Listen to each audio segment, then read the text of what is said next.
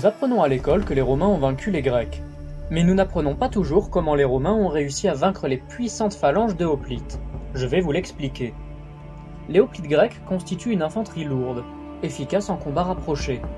Si le terrain les avantage, ils peuvent mettre en échec une armée bien plus nombreuse, comme nous l'avons vu dans l'épisode sur Léonidas et les 300. Les Romains de cette époque ont abandonné la formation en phalange. Bien que très solide, elle est complexe à manœuvrer. Si le général commet une erreur, il est presque impossible de la réparer en envoyant des renforts, puisque les soldats doivent former un bloc pour être efficaces.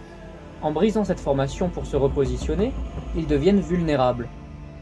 Et s'ils se déplacent en position, ils seront trop lents pour arriver à temps là où leurs camarades sont en difficulté.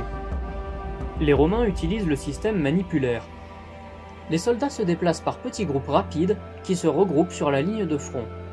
Chaque petit groupe peut se faire remplacer par un autre resté en arrière sans que la ligne de front ne soit brisée. Les hoplites grecs se fatiguent en combattant pendant des heures, alors que les Romains sont toujours frais puisqu'ils sont régulièrement relevés par leurs camarades. Pour plus de détails sur l'organisation de l'armée romaine, je vous invite à consulter la vidéo que j'ai réalisée sur l'équipement du légionnaire romain. Au niveau tactique, les Romains ont donc l'avantage, mais c'est également le cas au niveau stratégique. Rome est une cité dominant d'autres plus petites. Elle peut faire appel à ses alliés comme auxiliaires sans trop de difficultés. Les Grecs, eux, sont divisés en cités-États. Si la Macédoine est attaquée, Sparte, Athènes ou Corinthe ne lèveront pas le petit doigt pour la défendre, surtout après une longue occupation macédonienne.